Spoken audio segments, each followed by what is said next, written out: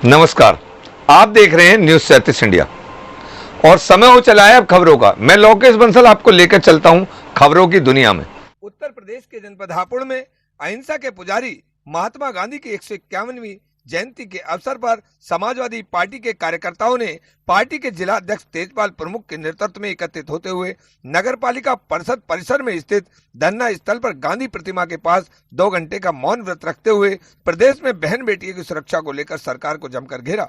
आपको बता दें कि जनपद हापुड़ में समाजवादी पार्टी के जिलाध्यक्ष तेजपाल प्रमुख के नेतृत्व में समाजवादी पार्टी के सैकड़ों महिला, पुरुष एवं युवा समर्थकों ने निर्धारित कार्यक्रम के तहत सुबह 9:30 बजे धरना स्थल स्थित महात्मा गांधी की प्रतिमा पर एकत्रित होकर सुबह 10 बजे से 12 बजे तक मौन उपवास रखा और जिसके बाद उप जिलाधिकारी को एक ज्ञापन जिलाधिकारी के माध्यम से राज्यपाल को भेजने के लिए सौंपा, जिसमें उन्होंने मांग की कि प्रदेश में आज स्थिति बदहाल हो चुकी है, कानून व्यवस्था पूरी तरह चौपट हो चुकी है, इसलिए प्रदेश सरकार को तत्काल भंग कर देना चाहिए। साथ ही उन्होंने मांग की कि प्रदेश के बलरामपुर में एक दलित बेटी के साथ दुराचार कर उसकी हत्या कर दी गई, उसके परिजनों को जहां 50 लाख रुपए का मुआवजा दिया जाना चाहिए तो वहीं दोषियों को तत्काल फांसी दी जानी चाहिए। साथ ही उन्होंने मांग की कि प्रदेश के राज्यपाल को तत्काल मध्यावधि चुनाव कराने की लिए घोषणा कर देनी चाहिए।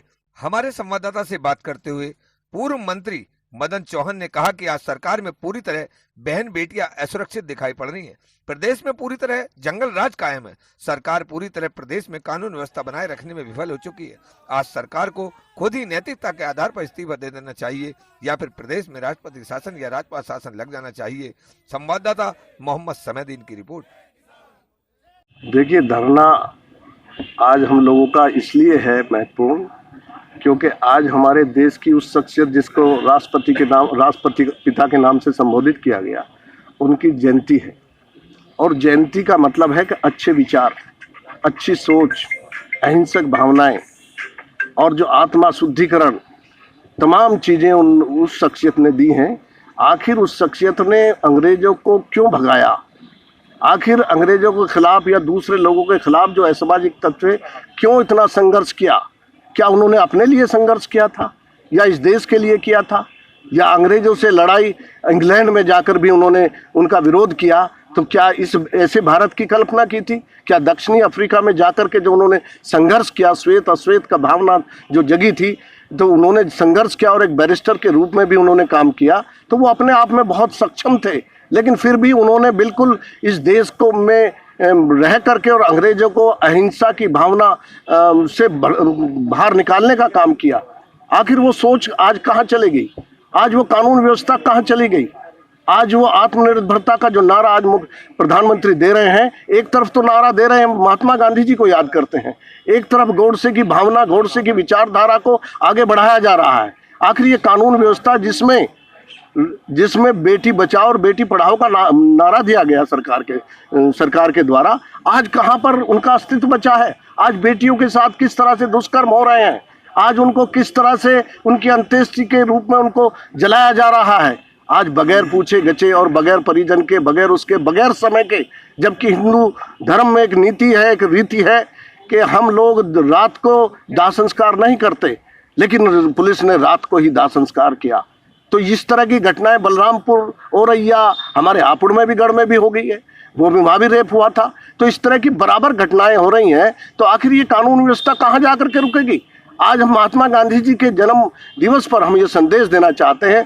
माननीय शास्त्री जी का भी आज जन्मदिन है, उन्होंने भी जय जवान जय किसान का नारा दिया था। आज किसान भी पीड़ित है, जवान भी पीड़ित है, छात्र भी पीड़ित है, मजदूर भी पीड़ित है, सारे लोग मजबूर हो गए। और जो मजबूर हो जाता है तो लोकतांत्रिक व्यवस्था में उसकी कीमत घट जाती है। आखिर उस कीमत को बढ़ाने के लिए, अच्छे विचारों के लाने के लिए, और ये जो व्यवस्था बन गई है कि कानून व्यवस्था फेल, किसान की दुर्गति हो रही है, मजदूर परेशान है, आर्थिक व्यवस्था नीचे जा रही है और ये तानाशाही का दौर चल रहा है। ये तानाशाही नहीं है तो क्या है? अगर रात को बगैर परिजन के उसके शव को जो है शव को जला दिया गया।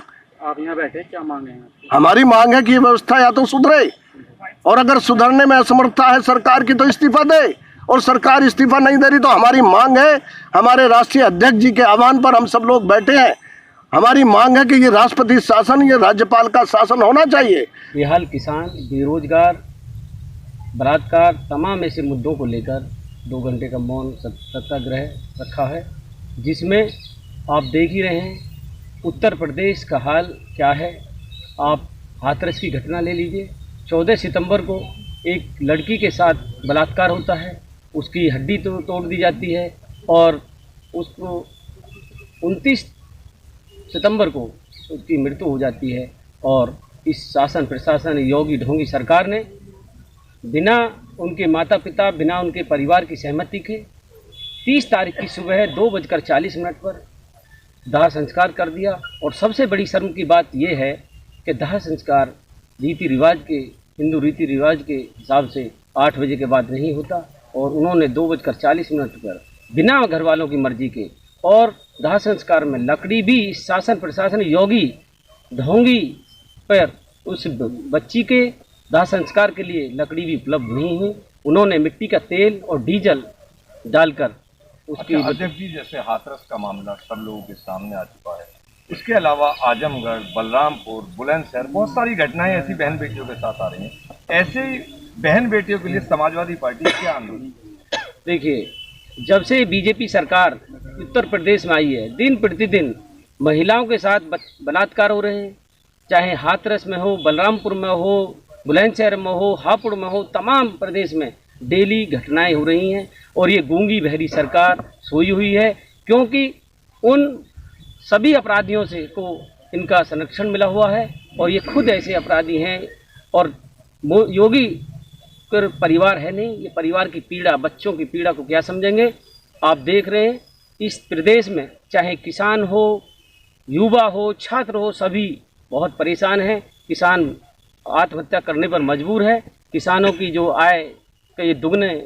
अच्छा अध्यक्ष जी, जैसा समाजवादी पार्टी जनहित में लगातार संघर्षरत, इधर सरकार लाठियां बजा रही, तो ऐसी स्थिति में जो लाठियां बजाई जा रही है, उसकी स्थिति में जनता के लिए समाजवादी पार्टी कैसे जो है संघर्ष करे? देखिए, समाजवादी पार्टी दिन प्रतिदिन आम जनता के लिए संघर्ष कर रही है। और मैं आप लोगों के माध्यम से कहना चाहूँगा और आम जनता को धन्यवाद देना चाहूँगा कि पार्टी के साथ साथ आम जनता भी अब सड़क पर उतरने का काम कर रही है। और जब आम जनता सड़क पर उतरेगी तो ये योगी मोदी सरकार उखाड़ फेंकने का काम जो करेगी वो आम जनता करेगी। और आम जनता इस देश प्रदेश की जाग चुकी है और आने वाले समय में बहुत जल्द इस प्रदेश में 2022 में ये आम जनता इस सरकार को उखाड़ फेंक कर हमारे माननीय राष्ट्रीय अध्यक्ष अखिलेश यादव को पुनः मुख्यमंत्री बनाएंगे और इस प्रदेश को खुशहाल बनाने का काम ये जनता ही करेगी। और जनता समझ चुकी है कि ये बीजेपी सरकार बोलती कुछ है, करती कुछ है, और इनकी करनी और कथनी में बहुत फर्क है। देखिए, भाजपा सरकार की जो ये दमनकारी नीतियां हैं, सच्चाई के लिए आवाज़ उठाने वालों को जिस तरह उनकी आवाज़ को दबाने का काम कर रही है, उनकी दमनकारी नीतियों को ही विरोध करने के लिए आज समाजवादी पार्टी सड़कों पे है। और मैं समाजवादी पार्टी महिला सभा की जिलाध्यक्ष होने के नाते महिला सभा का प्रतिनिधित्व करते हुए ये कहना चाहती हूँ कि अगर ये बलात्कारियों को संसद में बिठाएंगे और पीड़िताओं को जेल पहुँचाएंगे, बलात्कारियों के समर्थन में तिरंगा यात्रा निकलवाएंगे, तो अपराधियों के हौसले बुलंद नहीं होंगे तो और क्या होगा। इस तरह के हालातों में आप और क्या उम्मीद लगा सकते हैं। तो समाजवादी पार्टी ऐसे लोगों से कैसे संघर्ष करेगी और किस तरीके से जो है संघर्ष करेगी? समाजवादी पार्टी इसको जन आंदोलन बनाएगी। हम घर घर जाकर ये अलख जगाएंगे जो महिलाओं के साथ अपराध हो रहे हैं। मैं मातृशक्ति को, हम सबको इससे जोड़ने का काम हम सब करेंगे। समाजवादी पार्टी हर महिला को इससे जोड़ेगी कि महिला आत्मसम्मान के लिए हम लड़ने के लिए प्रयासरत हैं और हम सरकार की इन नीतियों का पुरजोर विरोध करते हैं।